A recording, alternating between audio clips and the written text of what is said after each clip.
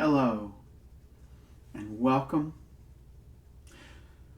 to Unity of Huntsville. The title of the talk today is, How is the Trinity Practical? But let's begin by affirming together our opening statement. There is only one presence and one power in my life and the universe, God. And I invite you now just to take a deep breath with me. Gently but fully filling your lungs and then allowing that air to escape, releasing it back to universe.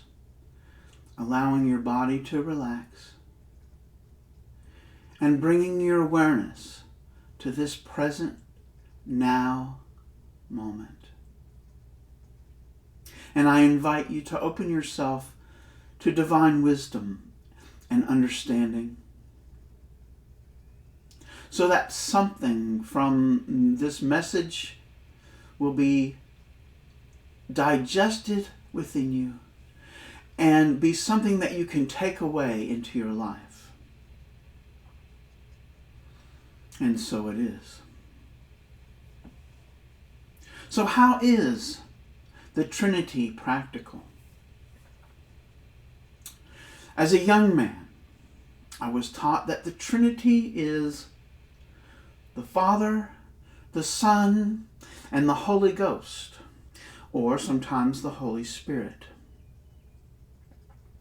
And I was taught that this is God, somehow. And it didn't make a lot of sense. And I can remember asking my pastor about this. And he tried to explain it to me. And it didn't make any sense. He talked about God in three persons, that God is the Father, and God is the Son, and God is the Holy Spirit. But the Father is not God, and the Son is not God, and the Holy Spirit is not God.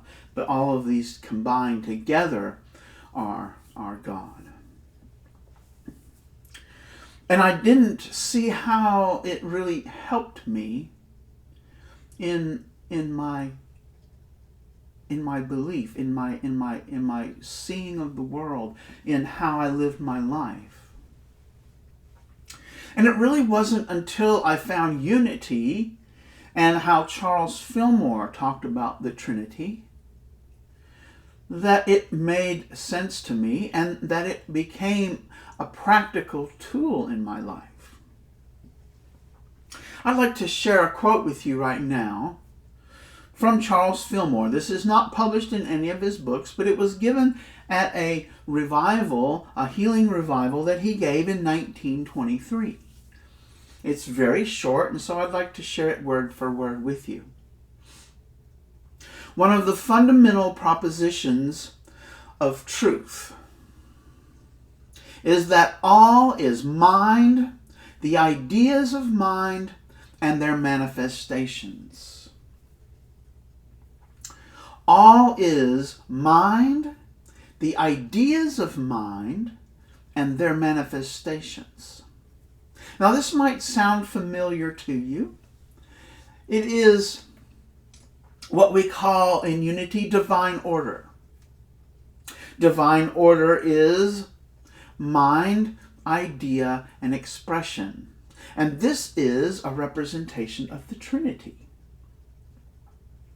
Mind, idea, and expression. Father, Son, and Spirit. Now, how is that any more practical than what we already have as three persons?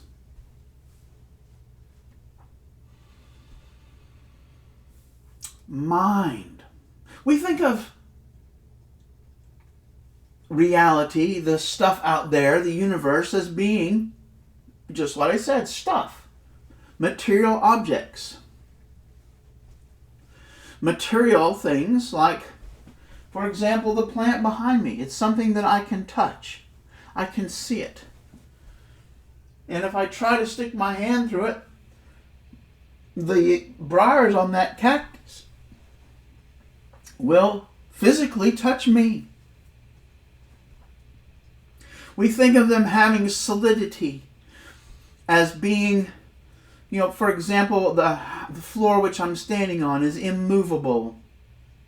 And there is a certain solidity and non-moving character to the structures and the ground on which I stand. However, when science has begun to look closely at this stuff, what it has found is that there is no matter. We think of these things being made up of as matter. Atoms. These atoms were supposed to be solid things like billiard balls. But as we started looking at atoms with our scientific mind and the tools that science has available, we found that an atom is mostly space. And what's not space is energy. There is only energy. You might call it vibration. This is the stuff that makes up the universe. It is mind stuff. It is energy.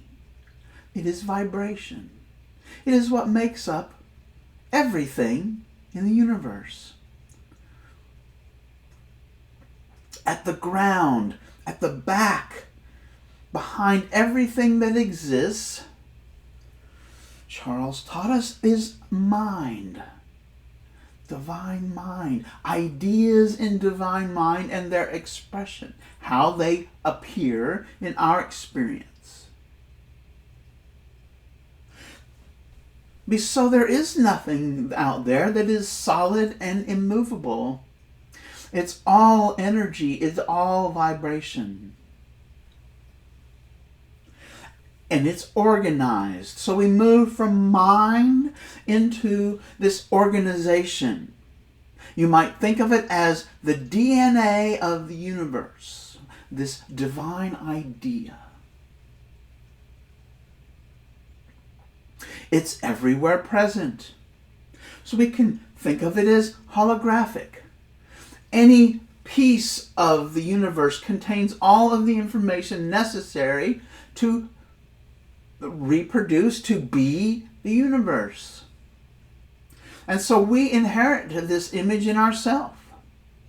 And we have a word for that. It is the Christ in us. It is Word, to use the translation that is in John chapter 1, verse 1. In the beginning was the Word. This is that divine image. It is that organization, that structure of energy. It is the organizing principle of the entire universe. And it organizes us and everything that we experience. And as this universe propagates, we see it as the manifestations around us.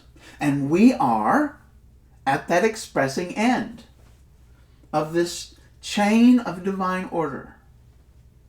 Now, I don't want you to think of this chain as being something that removes us or separates us from God, because God is interwoven, in whom we live and move and have our being. That's how we can think of God. This entire process of ongoing creation, because it's not something that began and ended, it still is, it is becoming, is what we are taking part in.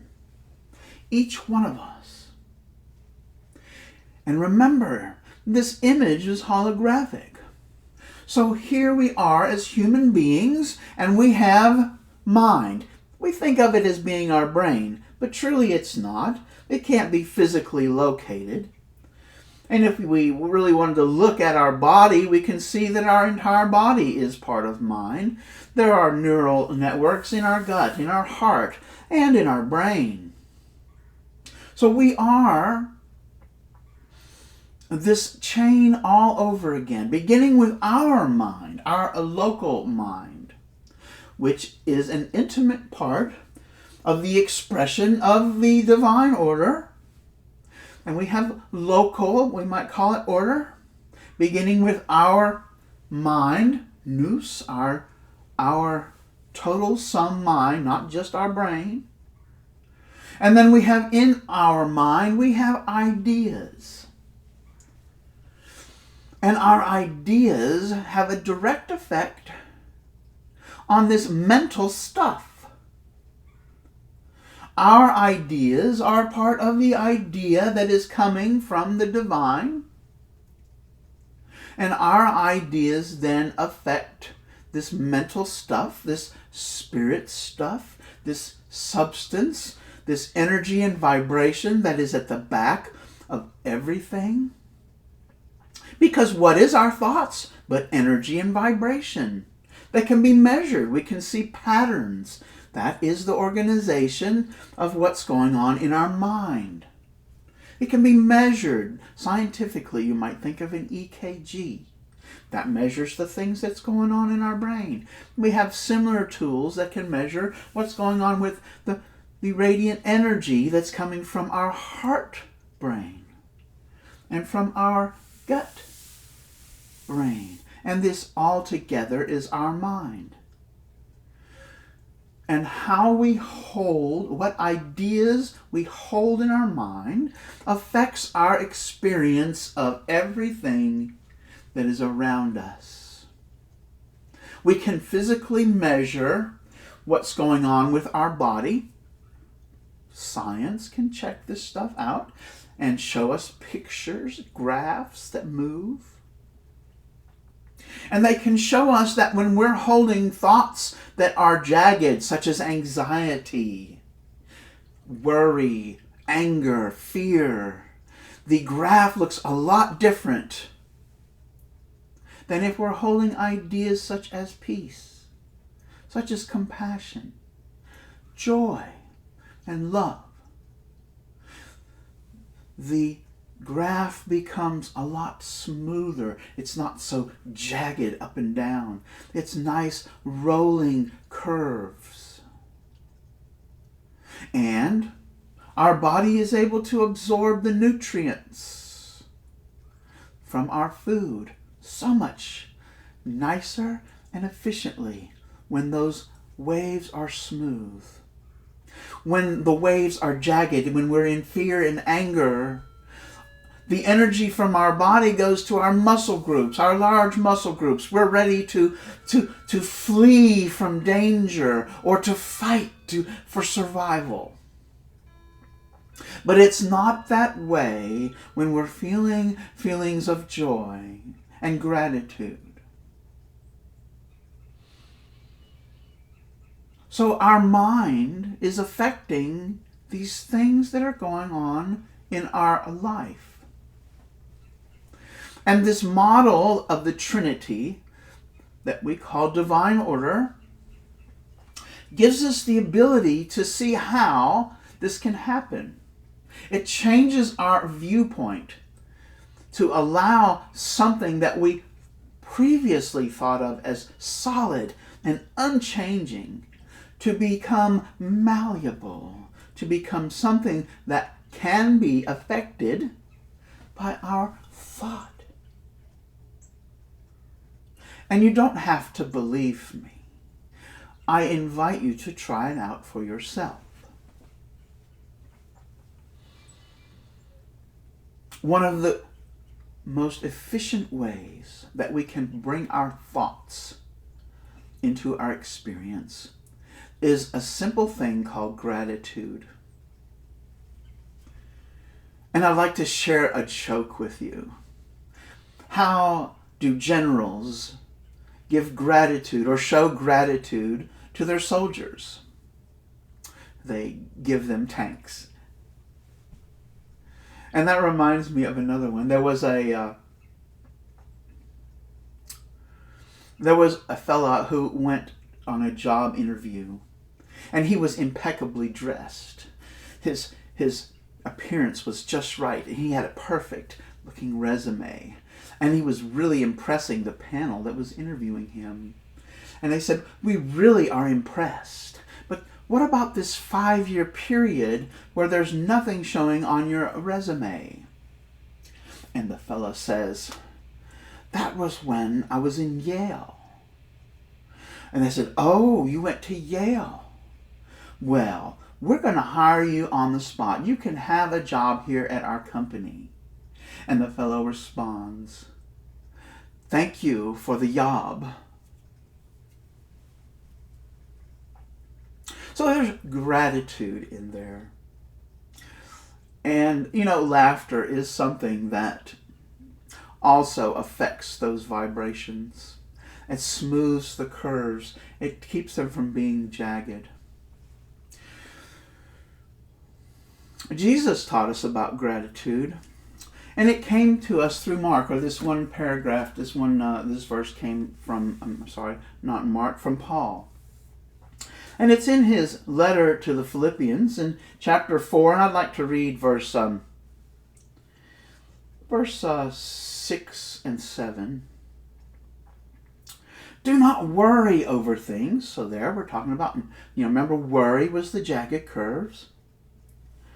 "Do not worry over things, but always by prayer and supplication," supplication being allowing our will to be subordinate to divine will, opening ourselves up to knowing that we cannot do it by ourselves. So always by prayer and supplication with thanksgiving. So with gratitude, let your requests be known to God. And the peace of God, which passes all understanding, shall keep your hearts and minds through Jesus Christ. So those curves become smooth. This peace that surpasses understanding. It keeps our hearts and minds, our sum total of our mind, by the divine image of the Christ that is within us. The practice of gratitude is really simple.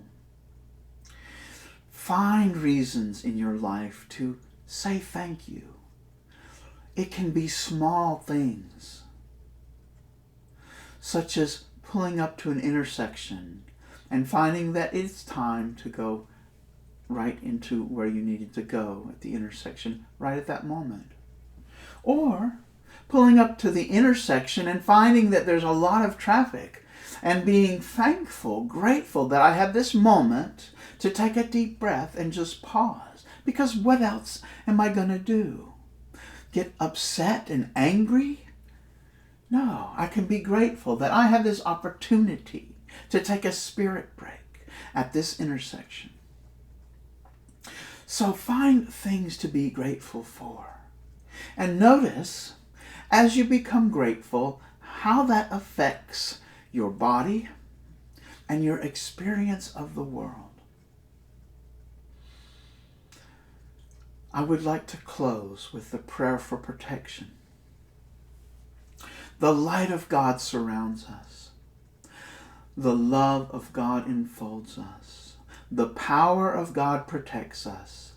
The presence of God watches over us. Wherever we are, God is.